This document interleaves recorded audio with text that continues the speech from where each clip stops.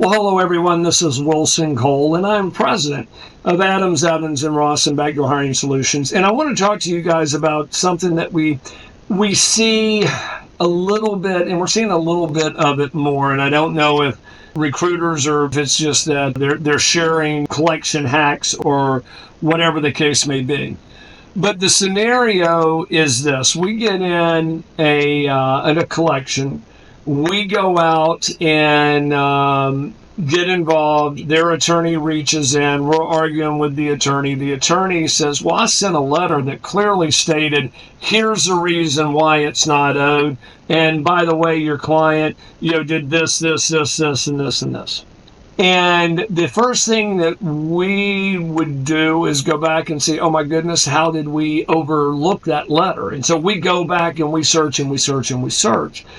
And we find out the client never sent that letter to us. And we will reach out to the client and say, we need all documentation. And are you familiar with that letter? Oh, yeah, I'm familiar with it. Why didn't you send it to us? Well, I didn't want to prejudice you guys against what you were supposed to do.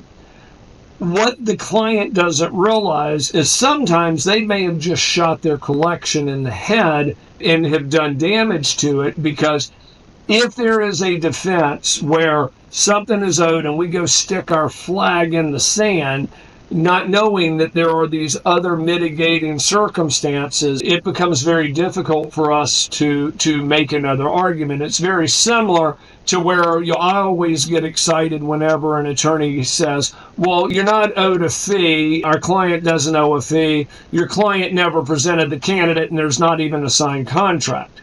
When a debtor's attorney tells us that, and we have the presentation emails, we have the signed contract, I get excited because I know he just painted himself or herself into a corner, and he's going to hang up the phone after he gets this information we send over, and he's going to tell the client, why didn't you tell me you guys signed a contract? Why didn't you tell me that there's 5 emails where you guys say, well, set up the interview? So in essence, we have some clients that occasionally will want to do that to us. And my suggestion is give us all of the information, the good, the bad, and the indifferent.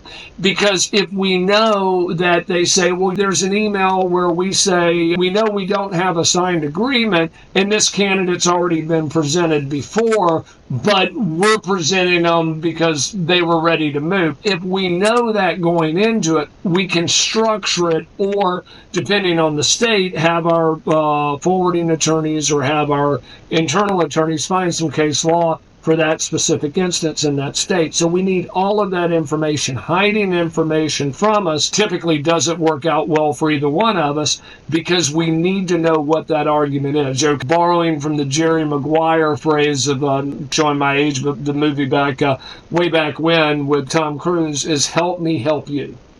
And so just please make sure that if it supports your case or if it doesn't support your case, give us all the information. 99 times out of 100, we would be able to make an argument and frame it, for a lack of a better word, make the argument the debtor's attorney gets involved. Or if we know that there's a debtor's attorney involved, we reach directly out to the attorney and say, hey, here's why this isn't going to hold water, this, and by the way, check out this case law as well. So do me a favor, if you ever need our assistance on collection, certainly reach out, staffingdebt.com, set up an appointment to speak with myself, one of our staff attorneys, to look at the collectability of your case, and just make sure you share all information with us. If we'd rather have you send over information to us that is irrelevant versus information that is very center to the argument. Please let us know if we can help you, and we'd certainly love to work with you on collecting your past due debt.